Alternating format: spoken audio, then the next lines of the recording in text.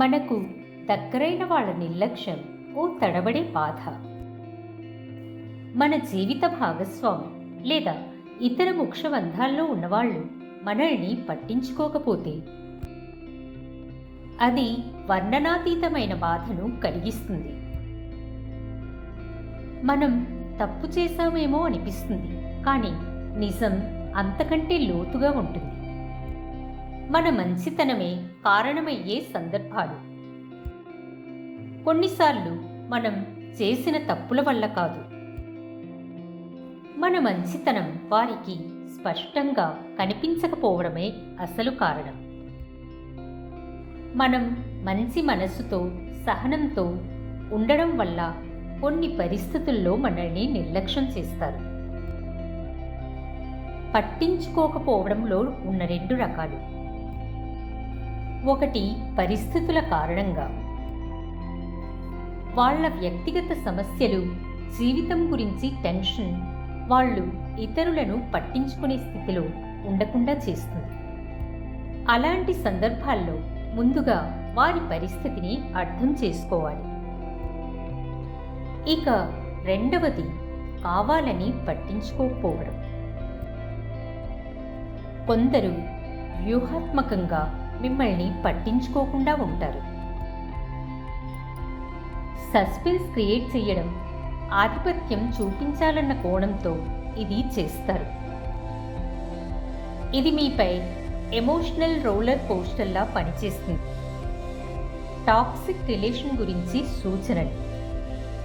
అక్కడ వారు మీపై తాత్కాలిక శ్రద్ధ చూపించి మళ్ళీ నిర్లక్ష్యం చేస్తారు, కావాలని పట్టించుకోరు. అతను మంచివాడా లేదా చెడ్డవాడా అని ఎటూ తేల్చుకోలేక మీరు ఉక్కిరిబిక్కిరి అవుతారు. మంచివాడైతే ఎన్నడూ మీరు బాధపడేలా ప్రవర్తించడు.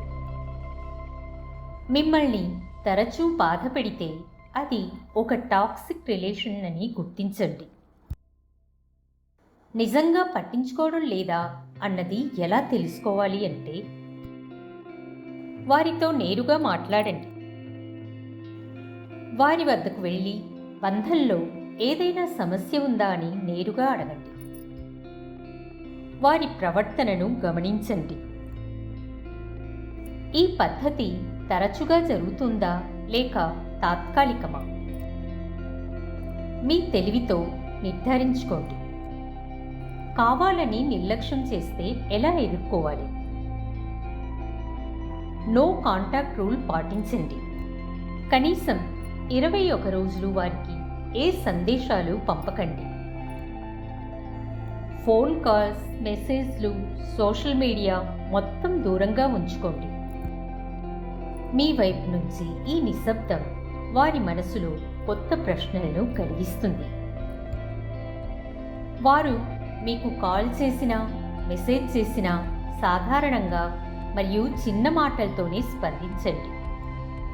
వారి అంచనాలను విరగదీయండి. వారి భావాలను అస్తవ్యస్తం చెయ్యండి.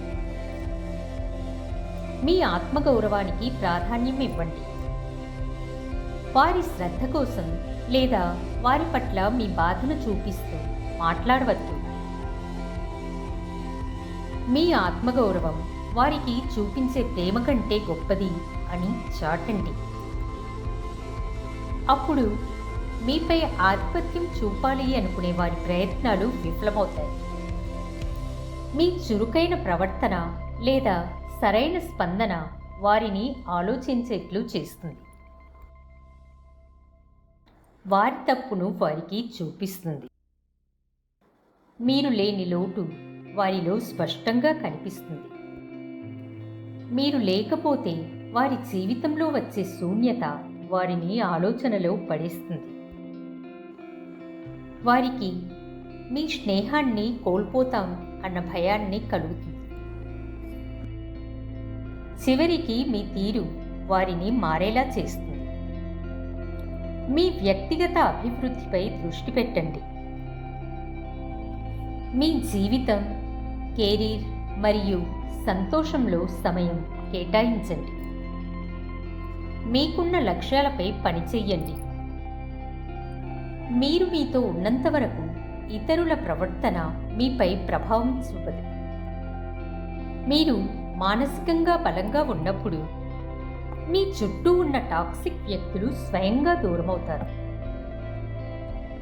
నా మాటలు మీ మనసును తాకితే ఈ ప్రయాణంలో నాకు తోడుగా ఉండండి. ఐ అగ్రీ విత్ యూ అని కామెంట్ చేయండి. ప్లీజ్ ఒక లైక్ చేయడం మర్చిపోవద్దు. మరిన్ని మంచి వీడియోస్ కోసం నా ఛానల్ని సబ్స్క్రైబ్ చేయండి. బెల్ ఐకాన్ ప్రెస్ చేయండి. ప్రేమతో మీ గ్రీష్మ.